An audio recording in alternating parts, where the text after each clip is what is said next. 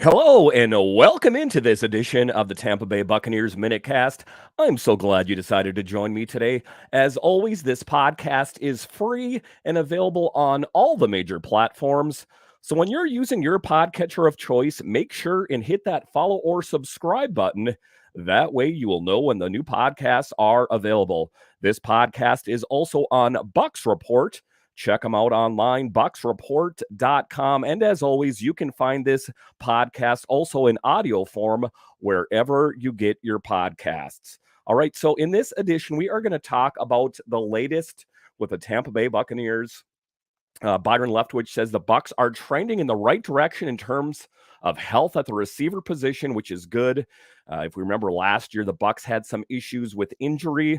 Leftwich goes on to say Tom Brady has been excellent in practice this week, and I know that was the buzz. That was the talk all week. Earlier in the week, I should say, is where is Tom Brady? When is Tom Brady going to come back? And as it turns out, it seems like the consensus is that he was on a vacation. But nonetheless, Tom Brady is back at the helm, and we can resume calm. We don't need to worry about that too much. Wide receiver Scotty Miller on having to compete for a roster spot. I've always had to fight for everything. I'll keep doing that my whole career. And one of the sad things about Scotty Miller is I ultimately don't think that he's going to be able to find a spot on this team. For whatever reason, this team is just really deep in the wide receiver position. And it just seems to me like Scotty Miller is going to be the odd man out. And it is a bit of a mystery to me. I know I'm not one of the coaches. I'm not one of the insiders or the decision makers. But if you talk to Tom Brady, what is the one thing that he talks about Scotty Miller or Scooter is that he is the fastest guy on the team. And let's not forget that amazing catch he made against the Packers the year that the Tampa Bay Buccaneers won the Super Bowl. So it's for me, it just seems like the Buccaneers need to find a way to keep Scotty Miller on this team. Miller says he has put on 10 to 15 pounds this year, which has helped in press off the line when he is getting tackled.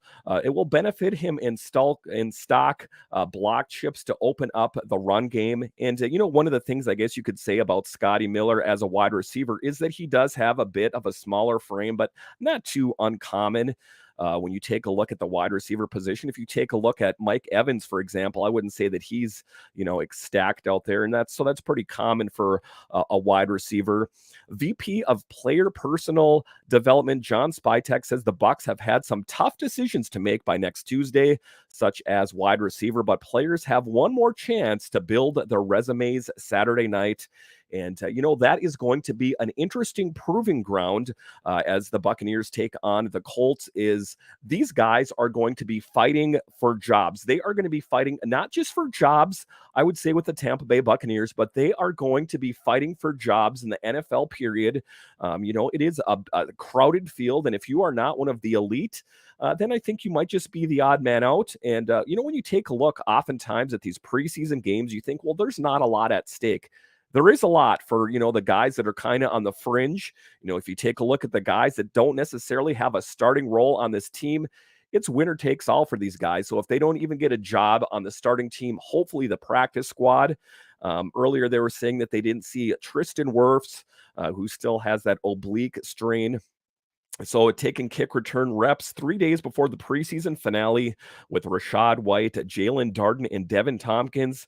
If you take a look at it, I know that Jalen Darden has made some improvements over last season, but ultimately, is he the right guy to be taking the returns this season? It remains to be seen. And I'm not trying to stir the pot with this next thing, but Tom Brady is not practicing, but has a veteran maintenance day. Nothing to see here. He threw a lot of passes the last two practices, and I suppose that is Tom Brady's prerogative as he's gotten to this point in his career, 7 Super Bowl rings. And, he's a lock to be the starting quarterback anyway. It's not like Tom Brady really has to prove anything anyway, but just a bit curious as he is the ultimate competitor. He seems like a guy that always wants to be in the thick of it.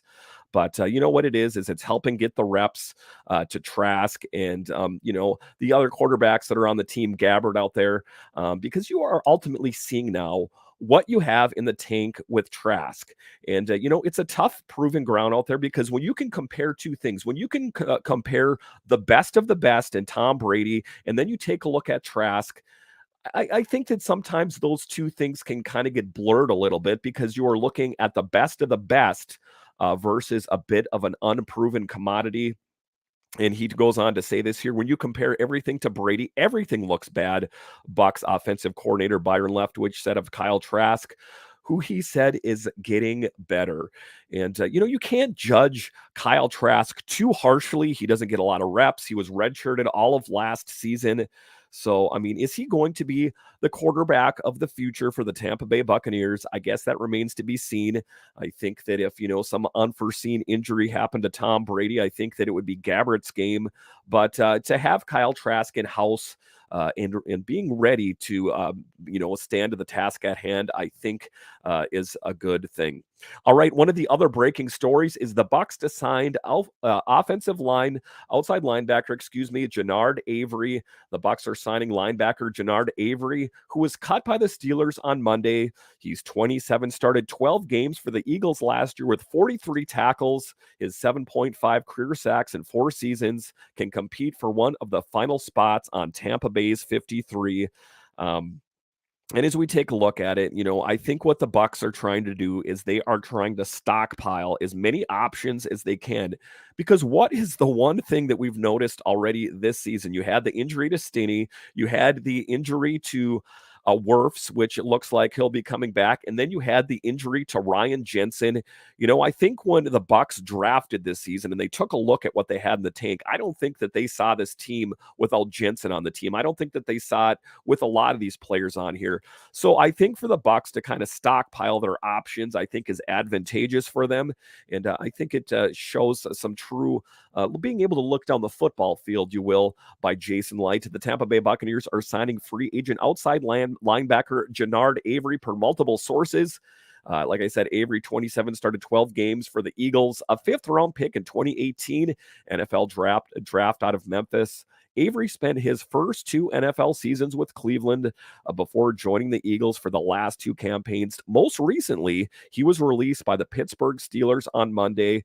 Avery joins a Tampa Bay defense that just brought back veteran Carl Nassib to replace Cam Gill, who was placed on injured reserve with a foot injury. He'll have an opportunity to compete for a spot on Tampa Bay's 53-man roster as the Bucs prepare for Saturday's preseason finale against the Indianapolis Colts.